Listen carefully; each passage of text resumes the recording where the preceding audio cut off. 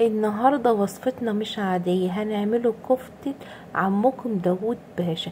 ما يحلى الكلام الا بذكر النبي عليه الصلاة والسلام.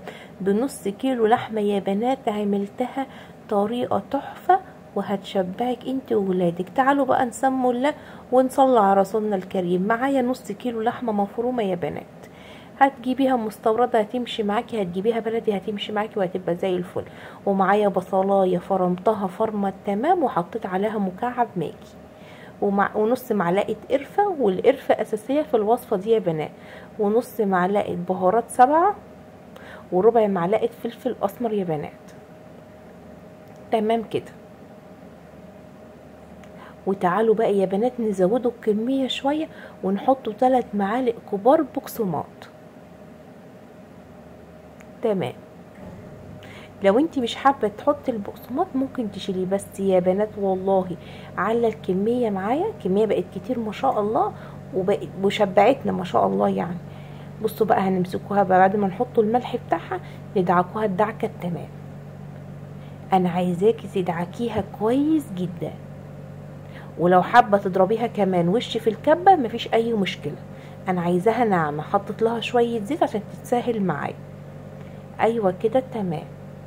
بعد بقى ما دعكناها الدعكه التمام نحطها في التلاجة نص ساعه تتشمع، وبعد ما اتشمعت يا بنات ده شكلها. بصوا ما شاء الله تبارك الرحمن. تعالوا بقى نكوروها الكور دي بقى على حسب رغبتك، عايزاها كبيره عايزاها صغيره انت بقى تتحكمي فيها. انا عملتها الحجم ده يا بنات. تمام كده. عايزه اكله على السريع هتعملي الاكله ديت وما شاء الله هتعجب ولادك. خلاص كده احنا خلصنا الكميه يا بنات بالطريقه اللي شايفينها دي، وعملت معايا كميه محترمه. شوفوا ما شاء الله بنص كيلو لحمه. تعالوا بقى نحط طاسه ونحط فيها شويه زيت ونسخنوه كويس جدا. تمام كده. بعد ما سخن كويس جدا يا بنات هبدا احمر الكفته مع بعض. ايوه كده. بصوا يا جماعه انا حطيتها في التلاجة تتشمع عشان بحيث ان انا لما اكورها ما تفكش معايا كده. تمام. ايوه كده. تعالوا يا بنات بعد ما اتحمرت معايا بالطريقه اللي شايفينها ديت هبدا بقى اطلعها. انا عايزه اللون ده حلو قوي. ايوه كده عسل.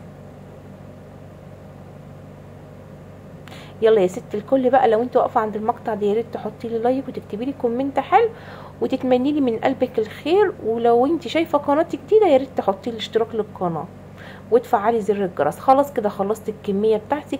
كان المفروض يا جماعه احط يعني اعمل الصلصه في في الطاسه دي بس مش هتنفع، فانا هصفي الزيت معاكم واحطه في حله نضيفه. تمام كده. هصفي بقى الزيت بتاعي بتاع الكفته ده عشان انا عايزاه عشان طعم الكفته كله فيه يا بنات.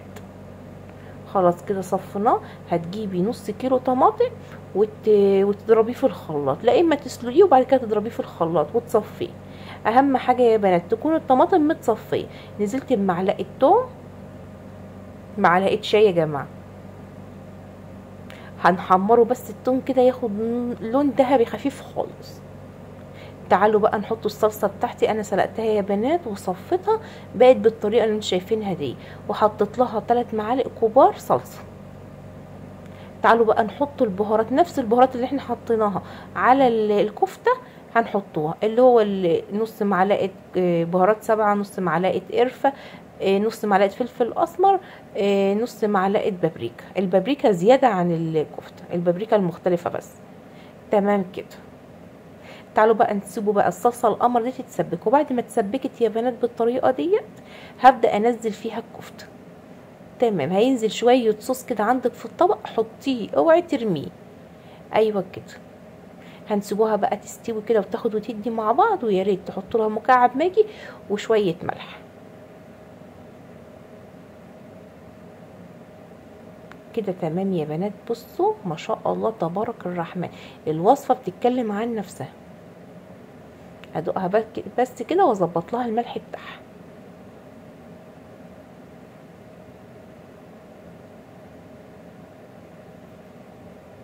انا حطيت لها ربع معلقه سكر يا بنات عشان تعلي التست معايا وتعمل توازن بين الملح وبين الطماطم، وكمان بتشيل الحموضه من الطماطم.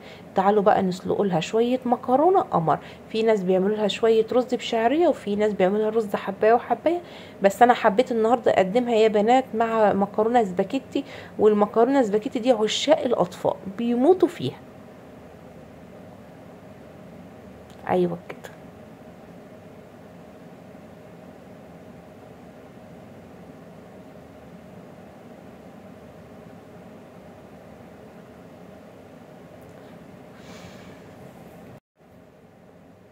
خلاص يا بنات كده، بعد ما سلقنا المكرونه بقى بتاعتنا وبقت زي الفل، تعالوا بقى نقدموا العظمه دي. بصوا يا بنات، كفتة عمكم داوود باشا في قلبك.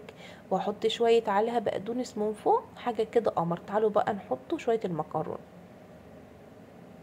ايوه كده، ما شاء الله تبارك الرحمن. صلى على رسولنا الكريم يا حاجة، واديني لايك بقى، استاهل لايك على الوصفة الجميلة التحفة دي، وسهلة وبسيطة وما خدتش وقت مننا اهوت. كل يوم يا بنات عايزين اكل مختلف، كل يوم محتاره تعملي ايه، فخدي افكار وجربي وان شاء الله هتعجبك. بصوا ما شاء الله الكفته قمر وما فكتش معايا. رشه بقى بقدونس كده يا بنات من فوق، اكسري اللون. يا سيدي، يا سيدي على الجمال. تعالوا بقى نقربوا كده ونشوفوا بقى العظمه ديت من قريب. قمر قمر قمر.